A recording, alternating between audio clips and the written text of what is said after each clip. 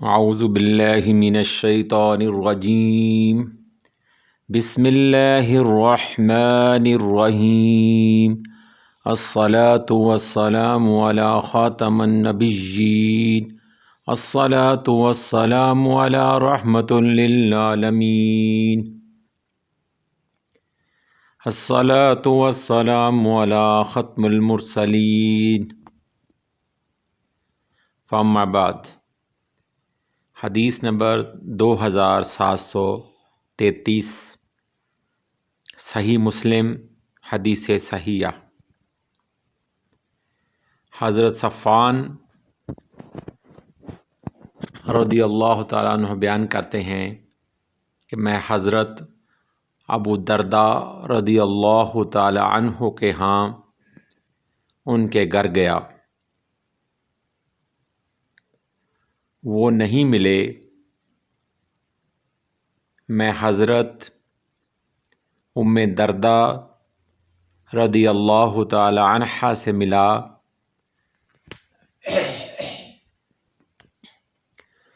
تو انہوں نے کہا کیا تم اس سال حج کا ارادہ رکھتے ہو؟ میں نے کہا جی ہاں۔ انہوں نے کہا ہمارے لیے خیر کی دعا کرنا،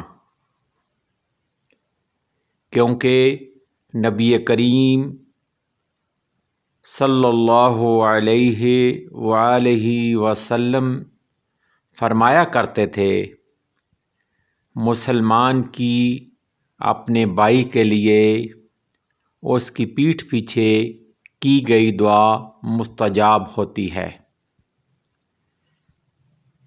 یعنی کہ وہ قبول ہوتی ہے۔ اس کے سر کے قریب ایک فرشتہ مقرر ہوتا ہے، وہ جب بھی اپنے بھائی کے لیے دعائے خیر کرتا ہے تو مقرر کیا ہوا فرشتہ اس پر کہتا ہے آمین، اور تمہیں بھی اسی کے مانند عطا کرے، اللہ تعالیٰ عطا کرے۔ نہایت خوبصورت حدیث مبارکہ ہے۔ اس میں دینی بھائی چارے کی طرف مائل کیا گیا ہے اور بتایا گیا ہے کہ حقیقی مسلمان جو ہیں وہ اپنے مسلمان بھائی کا خیال رکھتے ہیں، خواہ وہ دعا ہو، خواہ وہ دنیا کے معاملات ہوں۔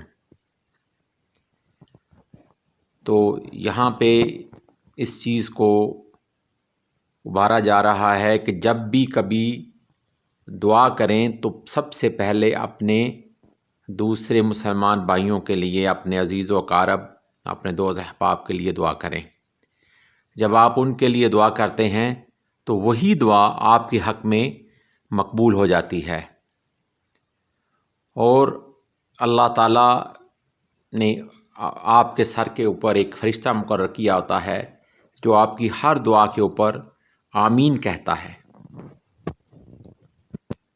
تو اس لیے کار خیر جو آپ کرتے ہیں اپنے عزیز و اقربا اور اپنے دوست احباب اور اپنے ملنے جلنے والے اور اپنے ہمسایگان کے لیے جو بھی دعا کریں گے، اللہ تعالیٰ انہیں ان کے حق میں بھی قبول کرے گا اور آپ کے حق میں